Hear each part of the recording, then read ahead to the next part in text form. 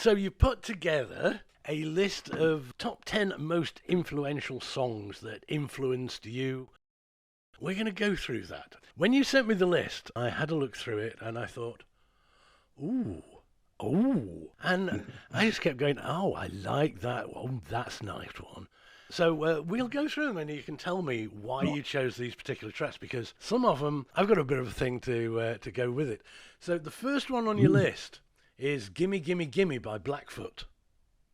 Oh, yeah. It's a live recording, first of all. So it's from their Highway song live. Yeah. So it's released in 1982, I think it was. And it's actually the first album that I bought from my own money. Oh, wow. Okay. And in 1980 something, I was at home looking at you could buy records through a post, so it had like a catalog.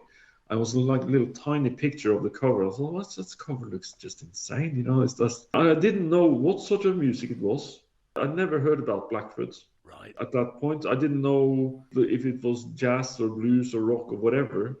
I just liked the title and the sort of name of the band, and I bought it on the strength of the album cover. And then when I got it, obviously, just by it was Blackfoot. Insane luck.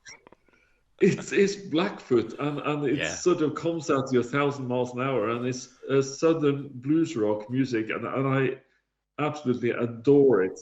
Like it's the other thing. Just to go with it, I bought also another album. One of the first one I got was Elvis, obviously one of his greatest hits things. But if you think about it, both these artists, they are from the South. It's where rock and roll music started. Blackfoot, they took their inspirations from obviously the early rock and roll, and they give it some beats, obviously, and they have blues in there, they have slide guitar. So it's basically all the stuff that I like. Yeah. So what's not to like? Great vocals. Well, I'm fortunate enough to be just old enough. Back in 1980, I think it was, in the UK, the Scorpions touring the Animal Magnetism album. Oh, wow, yeah. And the support band on that tour in the UK was the original Blackfoot lineup.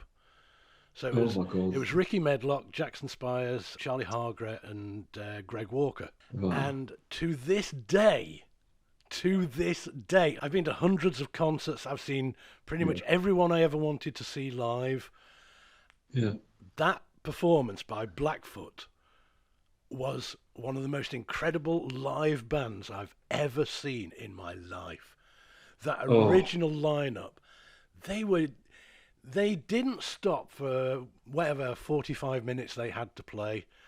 They came on stage and they just sort of went into it, and they didn't really stop between songs. It just kept sort of going between songs, and I was blown away. They were absolutely amazing. To this day, it's one of the best live performances I've ever seen by a band.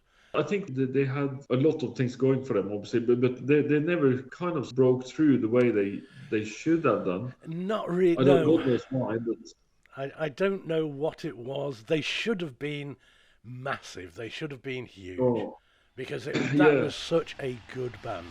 You can hear it actually on this live recording, and that's also why I wanted to have live version, because I thought, as a live band, you can't ask for more. I mean, this is as good as it gets,